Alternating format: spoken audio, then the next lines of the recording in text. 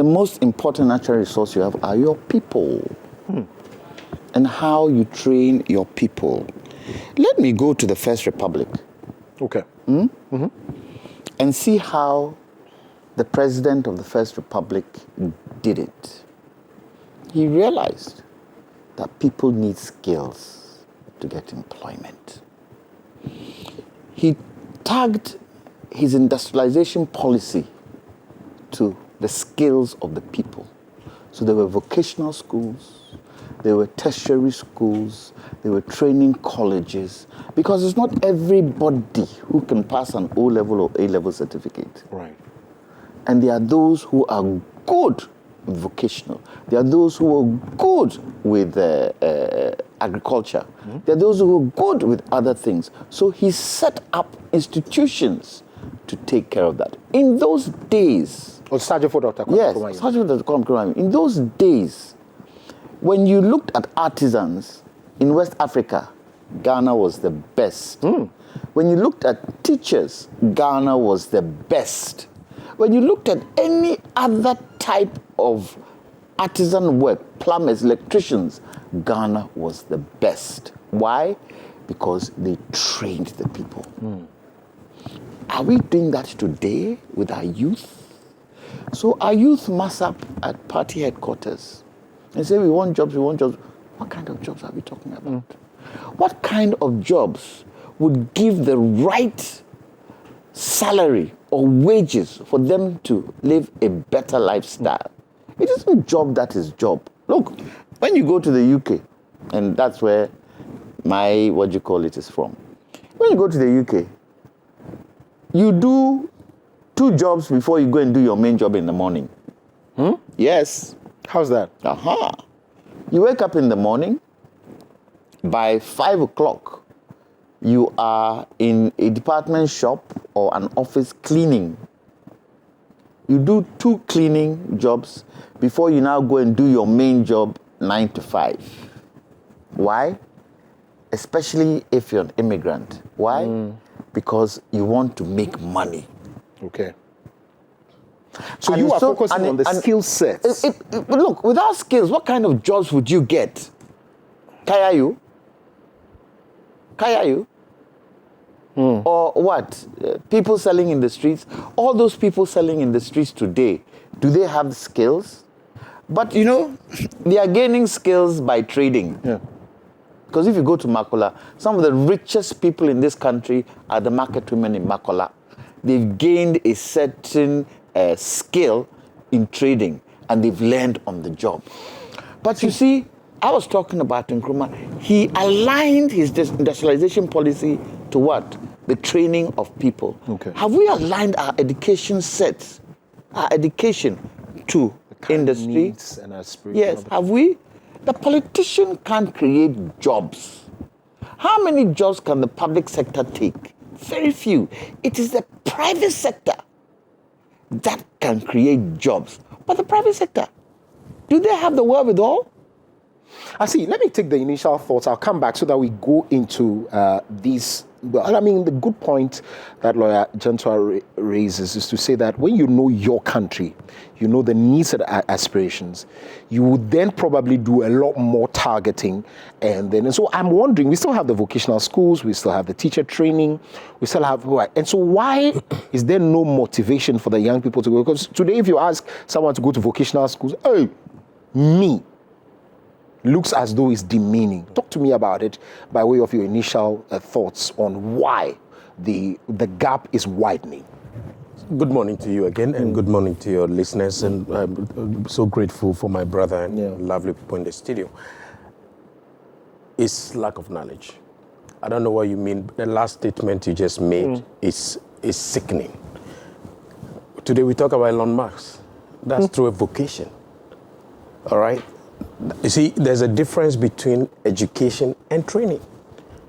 People are well educated with certificates all over, but they are not well trained in the skill set to be able to deliver utmost results. Yeah. So then, when you say you're looking for jobs, what job are you looking for? We have JOB job, we have professional job, we have job for passion. Some people are passionate for what they do. They don't make money out of it, but they're just passionate out of it. But some people are trained well for a profession. So when you gather there, you said you're looking for a job. It is true. Let's be honest. The current government may have a good posture, but they're not going to do magic overnight to say that all of a sudden we have jobs for everybody. I was in one of the ministries that I will not mention name, which is not a secret to most of you who knows most of our public sector industries. At the reception, 2 ladies were there. One was consistently, I believe she never even raised her head, consistently watching probably Netflix or YouTube or something at the reception. And we waited for almost 15, 20 minutes. We left, not good morning, nothing, busy. So then, but she had a job. She's going to be paid for her job. So it is important to understand the skill set that we are looking for and train people to be excellent at this. Look at the body system briefly, then I get back to you. The body system is diverse. If your suit was just on your hair, you look funny. If your shoe was on your nose, you look funny. There's a reason the feet is taking the shoe. And all the things, it makes you unique. So the body system is also created to know ourselves and know what we are good at. I'm not a pilot. I'm not a neurosurgeon. If you want to die, come. I'll do surgical operation on you. I am not good at that. I don't like blood. I'm a consultant. I do what I do. I give motivation. I train people. I do things that I do. So if you know yourself, you do it. Sometimes we match the right people. Everybody is great. Ghanaians, Africans, we're smart. Yeah. Everybody is great. But what we are losing is not matching the right people to the right tools. So that side is also lacking that we need to look at. So the jobs are going to be there. Like my brother said rightly, that the private sector is also an area. But the private sector cannot be controlled by just government policies. If I have my company and I decide to hire only 2 people because the tax is too much on me, pressure is too much on me, I cannot expand, I cannot scale, you cannot force me. Yeah. So we can partner with the government to get things done, though, but those policies need to be in place. So we need a matrix. The public sector, entrepreneurship, we need, and how do they do it? Not just good English. It's not Oxford English. It's not Harvard English. Practical ways that we can help them so that it's engineered that you are good, I'm good, the government is good because we are paying taxes, the economy is good, and then we can live a better life. So that's my initial thought. Absolutely. That's and let's go practical now. I don't know how, again, people have to go to, if what 24-hour economy, the accelerated exports development office is going to do, what it means that we'll be looking for these skills. Places like the colleges of education that still have the allowances as much as the forum is going, I say, can we now begin to lift what I don't know if it was Nkrumah that instituted the fact that allowances must be given, but can we lift it now and place it at where the vocational schools are so that people are then motivated to go there? Then we can get the numbers to work, because maybe, just maybe, that's what it's needed now. What do you mean lift? Lift what? Okay, so the allowances, the teacher training allowances, cancel it, because now we have enough motivation to have teachers go to teacher trainees or potential teachers go to the training colleges. But now motivate people to go to the vocational school. Koko, why do we have to motivate people with money for them to do something that would help them? Well, why? Well, I don't understand that. In our days, put money aside. You want to achieve. Those were your days. So if the money isn't there, you won't go and train yourself? Is that what you're telling me? If government doesn't motivate you with money, you won't go and train yourself. You see, unfortunately, we haven't been able to look at the employment sector, unemployment and employment sector in Ghana to see what really is the problem. Is it the courses that we're doing? Are we churning out too many of one type of industry? Yeah. And you see, I always say, and I always use parliamentarians as an example, there are 2 sides to employment. There's professional employment and there's career employment. When parliamentarians get into parliament, they put aside whatever they've been doing. When they don't go back to parliament, those with a profession They go back. go back to their profession. Those with a career struggle. Struggle. And I know parliamentarians today who have been in parliament for 8 years and are no more in parliament, had a career then, they can't go back to it. Why? But the lawyers they've gone back to their chambers. I even know teachers who are lecturing. They've gone back, they've gone back. Yes, they've gone back. Yeah. But you see, they're lecturing. What about those who came from tertiary, primary school, basic school, and were voted to be parliamentarians? Do you think they can go back? Do you think they can go back? So we need to be able to make sure, in terms of how we put our educational system in place, because that is where it starts from. That is where it starts from. It doesn't start from, I was a cleaner and I've been able to go through the ranks. So once I'm a cleaner, I can, put myself up. You need to train the mind. Have we? This job you're in, did you train yourself? Yeah, of course. How did you train yourself? Self-development. I went to school, I observed, I read books. I mean, a lot of them.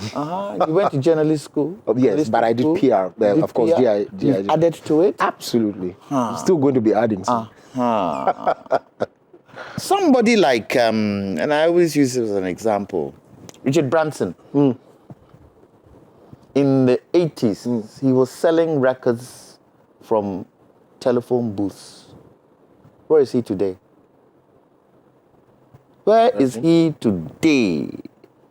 Multi-billionaire. Are you saying we can't do it in Africa? We can. But when the poverty gap is widening, and before I come to Prof, and that's why I want us to go back to how to get these people to these schools so that we can train them towards what we want to do. What is the how? What is the how? You need to want to do it to go to school, if the schools are available. Look, one of the major challenges we have in this country is rural-urban migration. Yes. And I have said, especially in the north, we need to have a development plan for the north and north alone. Can you imagine what would happen if we can develop the north? Education, infrastructure, export. Because you see, the north is the boundary into Burkina Faso. the other countries, of course. countries. And if we are able to do that, don't you think people will stay? Yeah. Don't you think people will find it good to go to school? And the Northerners like going to school. Yes. Very brilliant people. Very, very brilliant people. Extremely brilliant people. It's no joke. But you go to the north today, you still see mud houses. That should tell you something. That we are not really targeting the finances of the country into areas that can give us good turnover. Right. I see. Can I pivot on? Please do. Just Please a quick one, do. because Please I want do. to. He's laid a bridge. Yes, please do. It's good to create Yeah. a pathway Yeah. to it. Yeah. With all due respect, not many people also know who they are. In those days, that is our father's days, our uncle's days, those times are different. When you look at TV and see the kind of English they speak, the way they dress, the way they portray themselves, we can also use old wineskin into a new wineskin. The world has changed. Those days, respectfully, great, love it. Things are not the same. If people like Nkrumah wake up today, they'll be shivering in their tombs and say, this is not what we sacrificed for. And a lot of leaders are going through the same. So what I'll say is that we need to unearth the talent for people. People need coaching. People need guidance. I agree. Because the truth of the matter is they don't know who they are. They don't know. Everybody wants to be something they are not. People pretend. I come in here, I see a lot of people with Gucci watches, fake.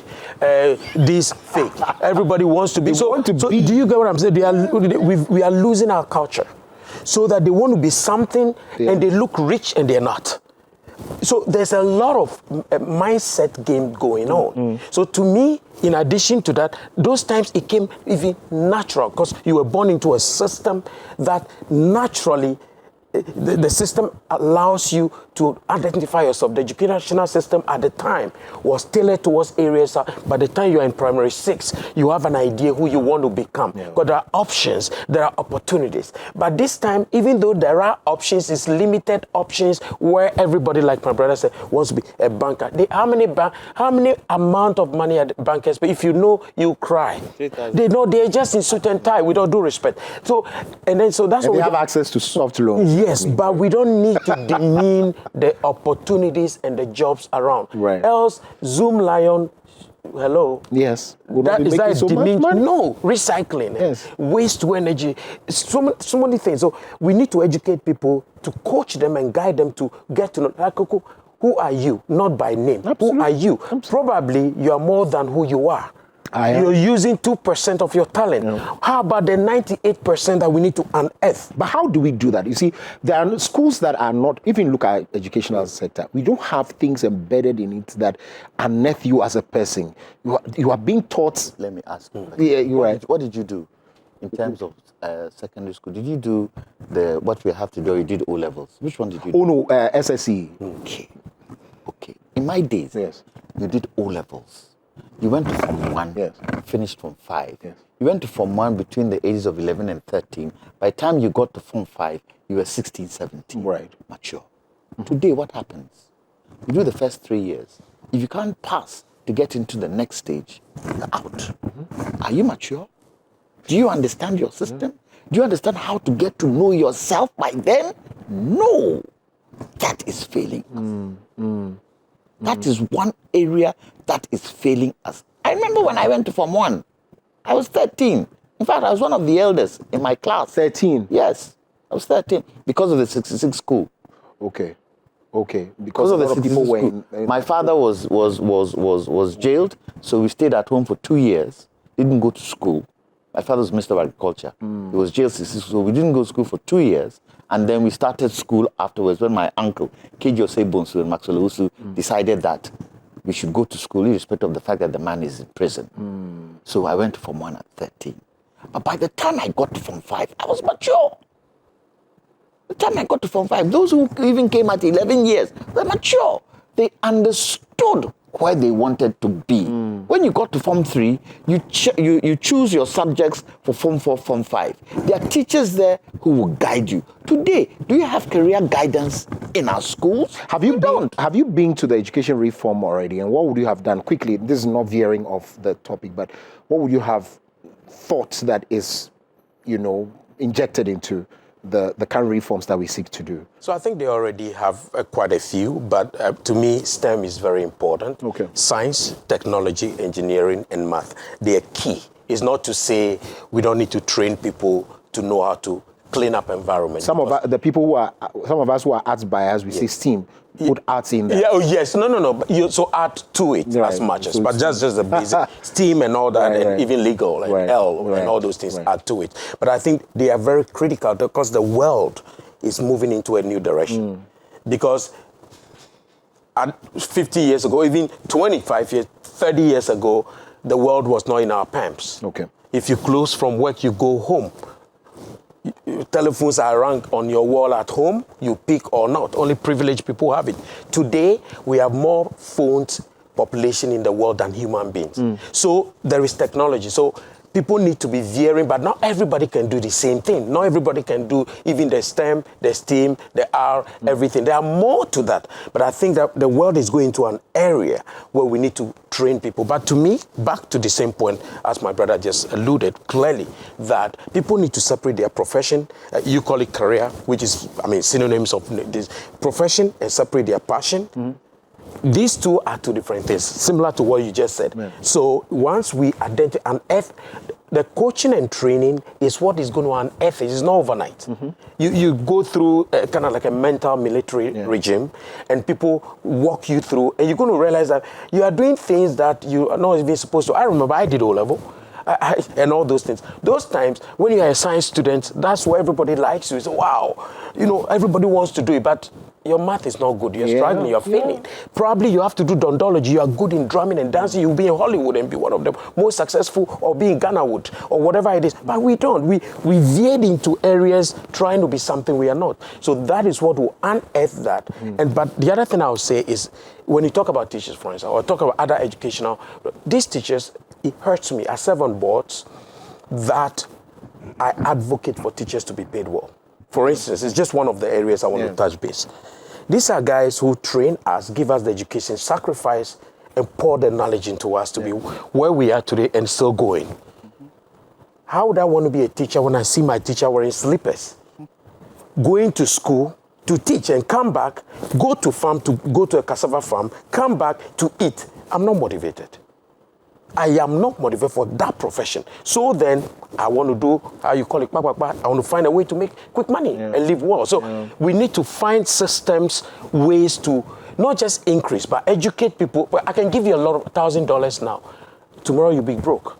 Because you've not been trained to understand that it's a seed. We need to separate the seed from the fruit. So people see everything that comes to them as fruit. They eat it. They don't plant it. So when we educate people, we train them also at the same time to be a better version of themselves. That's my thinking. Absolutely. Did you go to the education forum? You see, I didn't go to the education forum. But one thing that is missing is career guidance. When we were in school, you go to class 1, you have teachers monitoring you right up to class 4, looking at skills you have, looking at which area will be good for you, looking at the work that you do, whether you're good at English, good at maths and all that.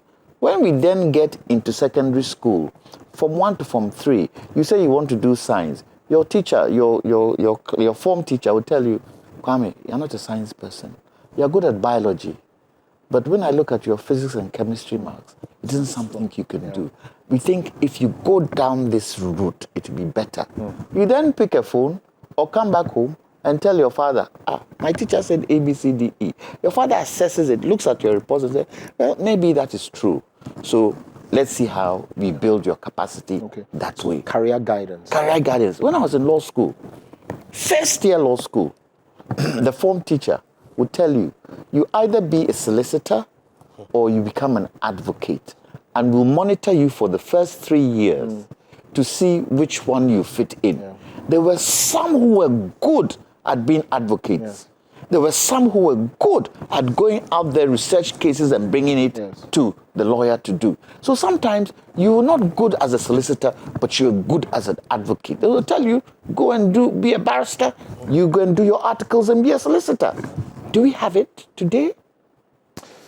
I see. Why are you unemployed? Why are you angry with your job? Why don't you like your job?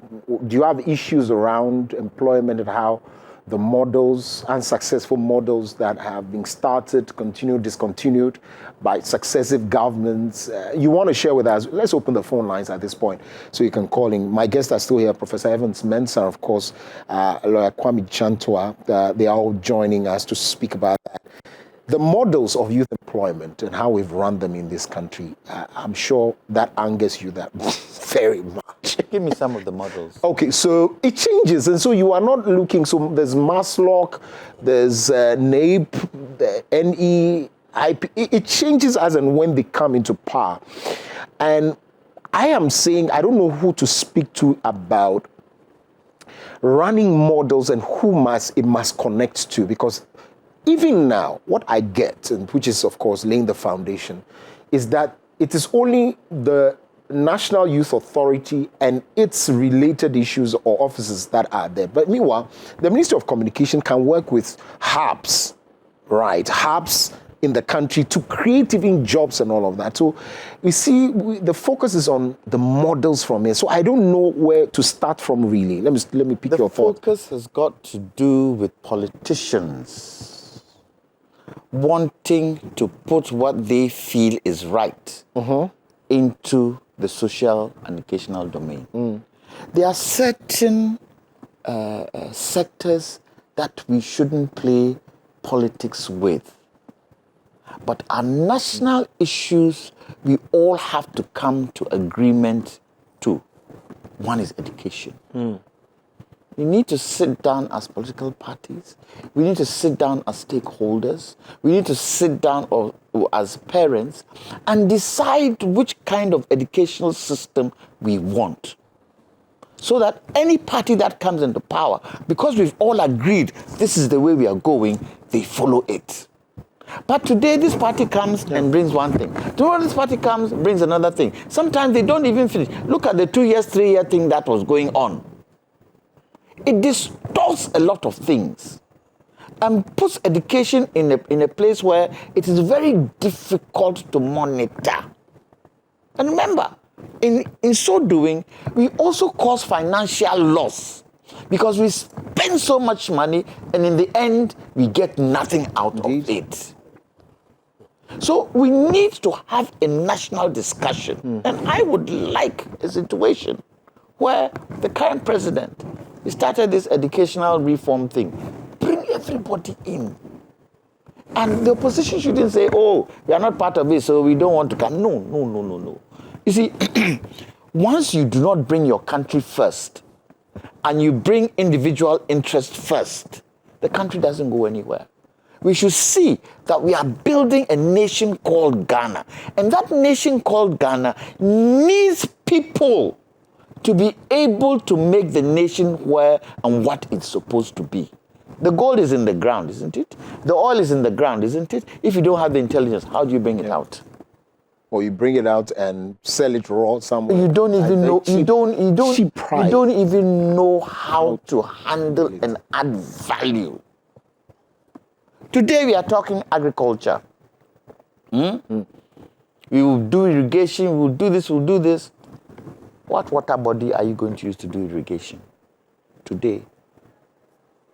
I'm chairman of the non-agro sector at the Ghana Export Promotion Authority. Oh, I see. And what I do is that my work is anything added value in terms of agriculture, anything added value, I have a look at. Now, when you look at the agricultural sector, even finding money for those who are in agriculture is challenging and difficult. If we are not deliberate in some of these things and we leave it to the ordinary farmer to go and find money, he will never find because the banks aren't prepared to give them. To give the kind of money that is needed for investment in agriculture. So we need to be deliberate. Look, for me, agriculture is very, very sexy. It is an area.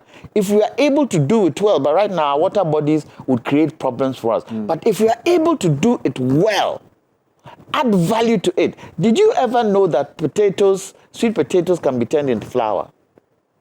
Flour? Yes. Yes. Sweet potatoes can be turned into flour to bake bread. Yes. Yes. That would be sweet, huh? Yes. You know, and let me tell you another one. Pineapple crowns. What do you do with it here? Nothing. We throw it away. Yes. Do you know today, the Philippines have turned pineapple crowns into leather. Yeah. And those YSL and all these popular and famous bag manufacturers have realized that the leather from pineapple crowns are much, much durable from leather from animals. And so they are purchasing that to do all these beautiful bags. We throw them away here. And you see, and that's one thing. We don't do research. That's we don't do Prof marketing. We don't do anything. So if you don't have the knowledge, how do you move forward? How do you direct? How?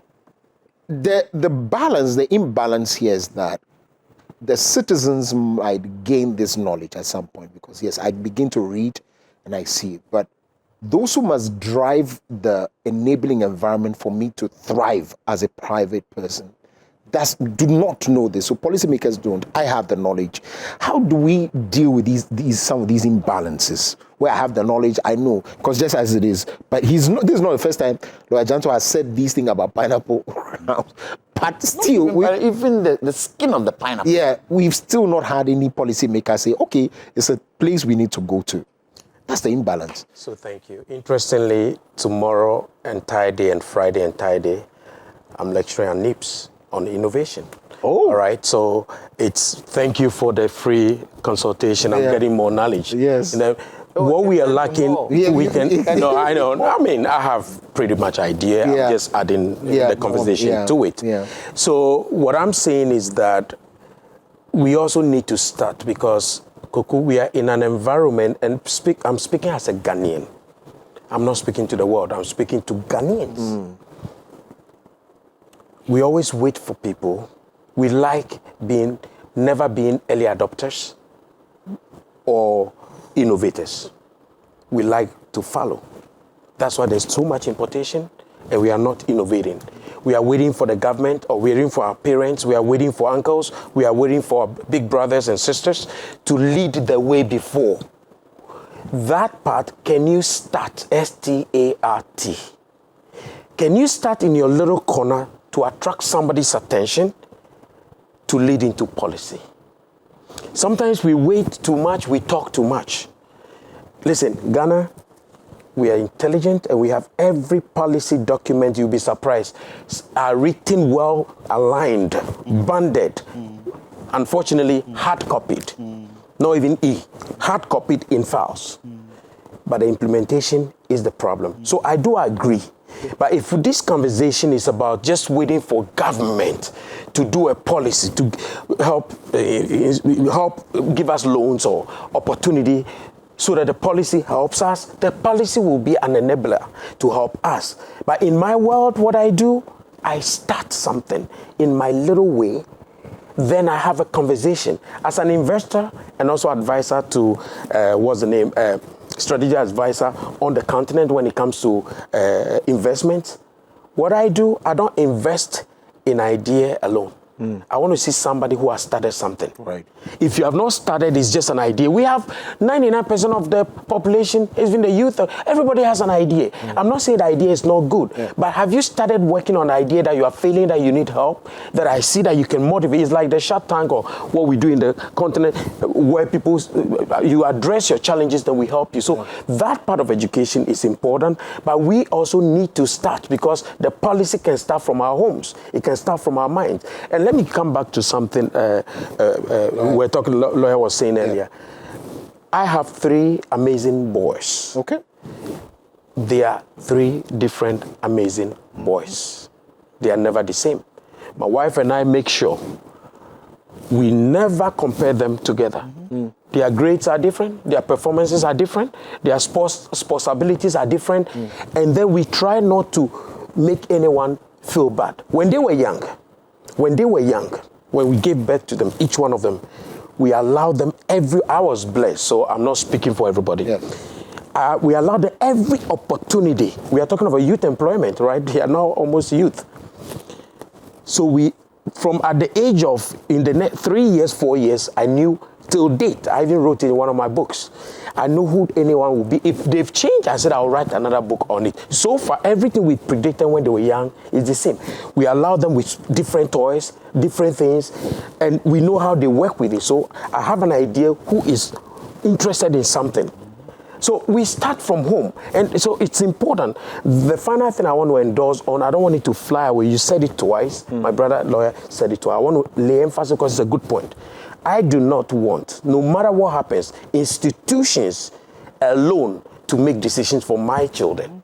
I like when parents are involved in the policy making. Yes. I don't want you to, what values do you have? How are you trained to be the only sole factor to make a decision for my family? Samuel is calling us from Medina. Let's pick this call and see what Samuel has to say. You have 1 minute. Samuel, good morning. Good morning. Your Honor, talk to us. Please, I want to ask this question. I've been really wondering about it.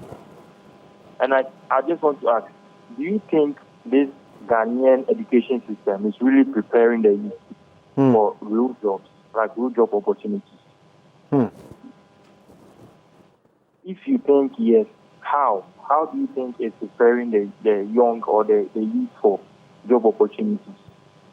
Okay. And if no, what do you think some measures, what do you think are the measures that we need to take, or the leaders up there need to take in order to make this system, good for the youth?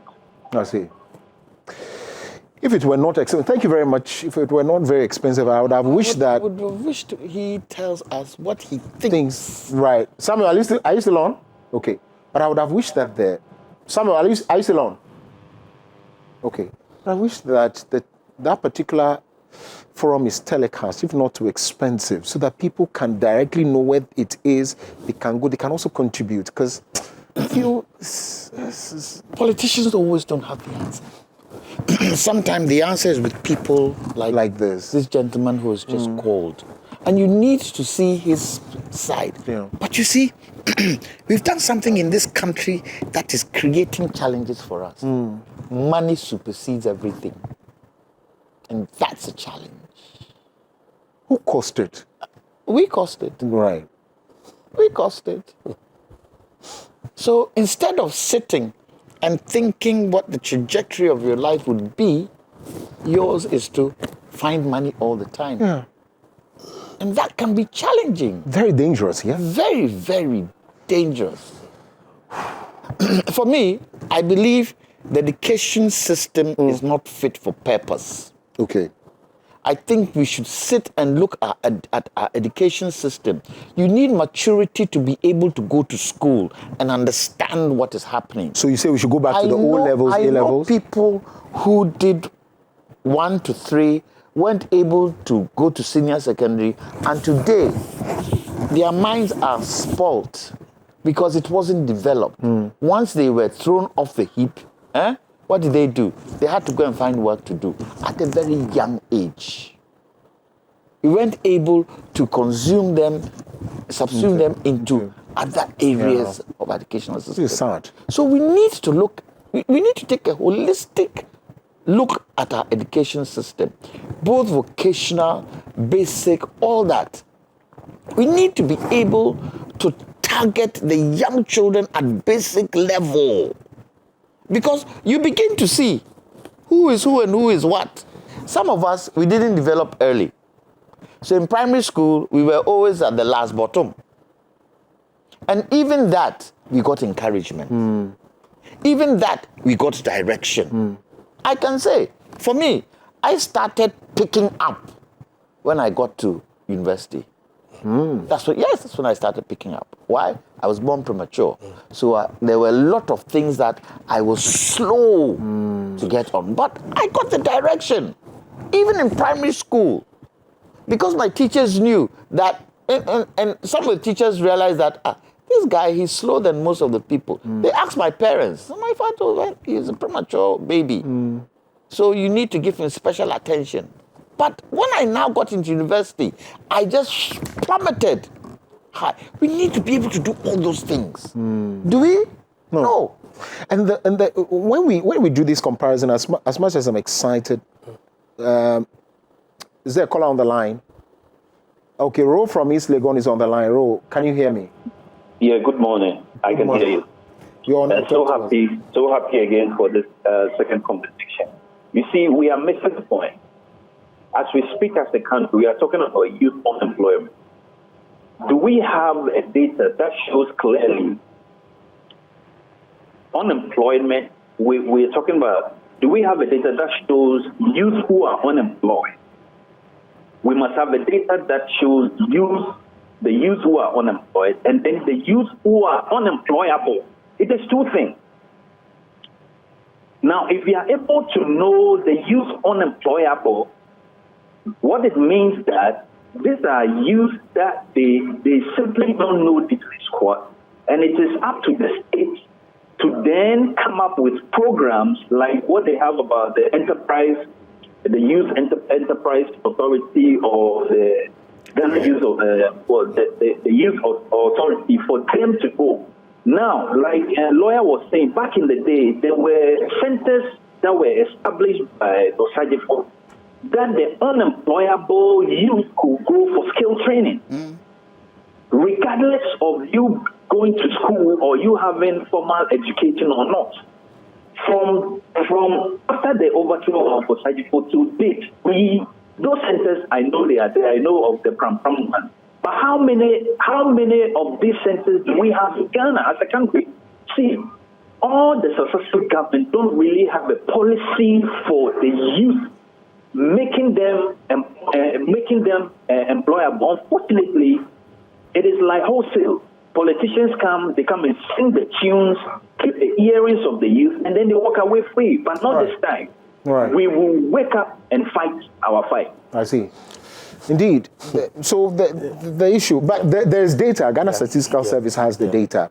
And so we can tell who is employed, who is unemployed, who is semi-unemployed, who are those who have employable skills and all of that. So the data is there indeed. Is there any thought or you want me to No, you can. Absolutely. So I was looking at, look, now that we know the problem, and we have also talked about the National Development Planning Commission's work and how to tie it into what manifestos are and the plans of political parties. We've not been able to arm them enough to say that whatever party that comes must go according to our plan. I hope that the current reforms that we're looking will do that. But is that where the issue is? Because other than that, we're still going to have, if MPP comes someday, because they've started speaking against it already to say that the current president is trying to run away from promises, and so he's created the forum to run away. So it means that they clearly are dissociating themselves. So the education problems. So first, before that, I just want to thank the caller also, and I think he made a good point also when he said those who are need employment and those who are unemployable. I think the key point I took from there was the unemployable ones. So it's important, and the data is there. Let's see if they have the data for that segmentation and all that. So that's important to know. The other thing that is important is to know those who are training, what exposure do they have to be able to train and educate us to be world cut-edge competitive. Are we just local champions, or we can compete with the Togo people, the Benin people, the Nigeria people, the Kenyan people, the utmost part? When we go for a conference and we want to display our vocational skills, our knowledge skills, our journalism skills, can we stand tall and also say we are at par with our neighbors at the same level? The cut edge is very important. So that's one. The other point, back to the main question, is that we need a national reform when it comes to, even though we're talking about youth unemployment or unemployment overall, Kuku, it's the same thing that happens in governments, and this, there is, all of them do it, where even projects are done, started, and then done because the party is gone. They start a new one. We waste money. We go for new loans. We go for new opportunity, seeking help. We should be thanking, I don't want to go there, but we should be grateful for Trump for stopping aid in Africa. It's going to help us to innovate and think. I'm just being honest. Sometimes we are overly reliant. I don't think at this point I'm still waiting for my parents to give me milk, to drink milk from my mother's breast. I've gone to a point we have to grow from eating milk, drinking milk, to eating solid food, to chewing bones, metaphorically and reality. So we should be grateful for it. It's an opportunity for us to develop as Ghanaians and Africans. But back to the point again, in link with that, Koko, we need that kind of national, I wish there is a national government. When I say government, it's not overriding the presidency, where it comprises all opposition leaders, current leaders, people with a state of the art, everybody, parents, they are there to make decisions, regardless of the government that is there. And what can be done is it can be a term, where it's a 6-year term overlapping. It's not within the period of a government. For instance, NDC is in power now for the next 4 years. It shouldn't be now for the next 4 years. It should be overlapping, so that if the current government is in, they still have power till the next 2-3 years to talk about education and other opportunities. That's exciting, though. Yes. Let's pick the last caller. Benjamin is calling us from Sacramento. You have 1 minute. Benjamin, let's go. Good morning. Good morning. Please, my question is, what advice would you give to young people struggling to find employment right now? Okay.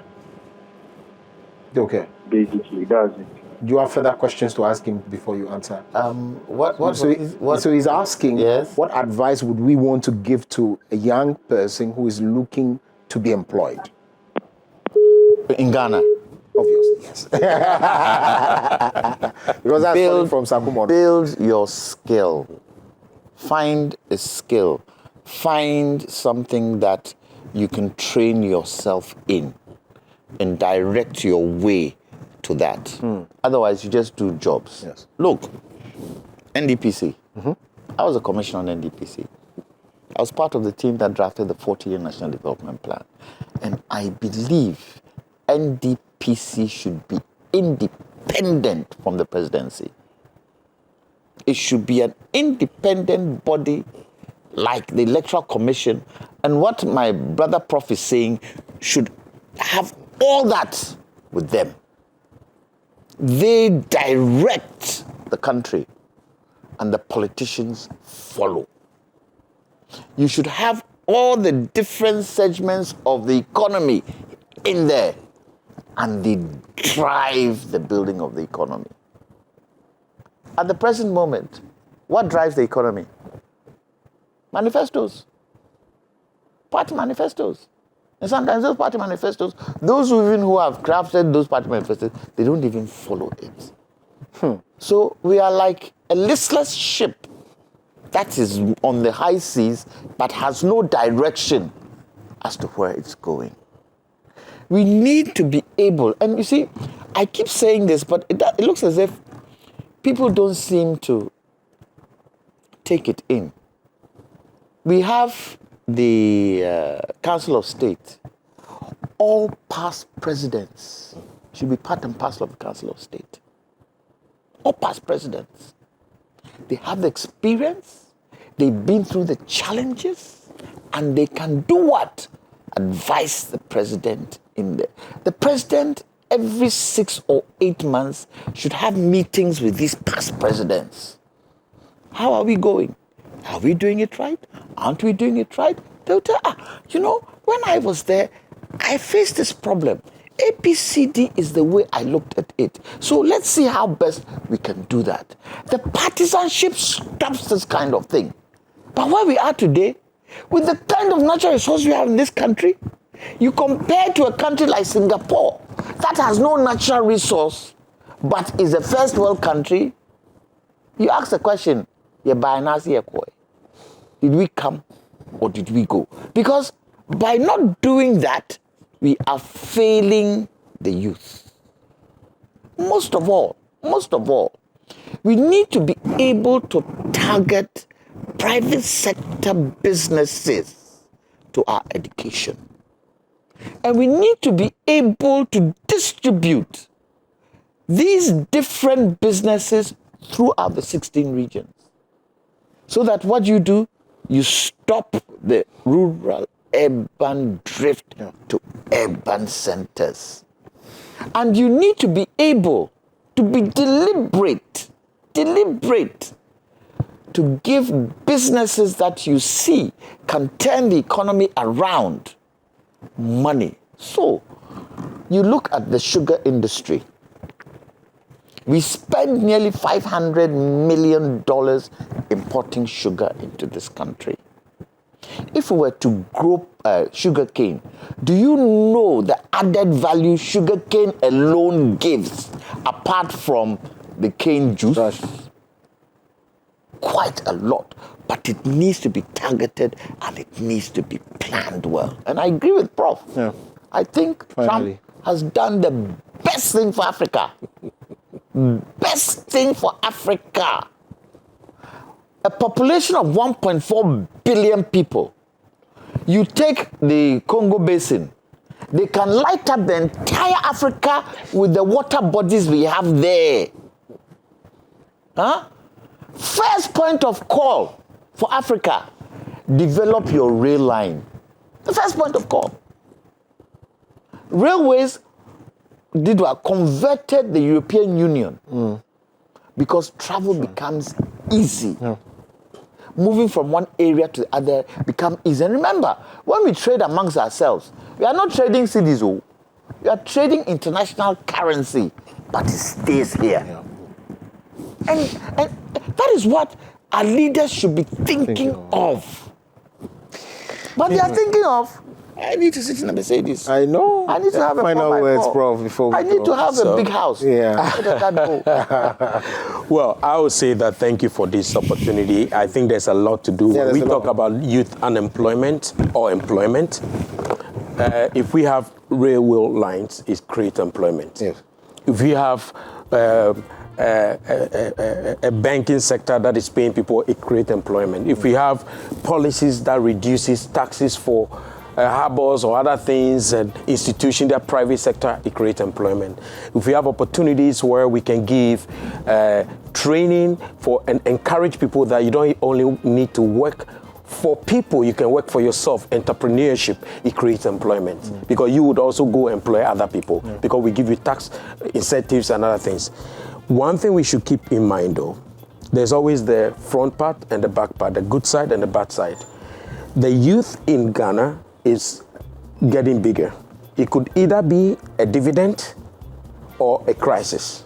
So the point is, my goal is for us to leverage on it to be a dividend so that we can leverage on the knowledge and target those knowledges and have conversation, coaching, guidance, education, so that they can be in their own real field, so that the left arm is not trying to be the right leg. Absolutely. So that is one of the key advice I can give. Thank you for this opportunity. Just to add, Yes.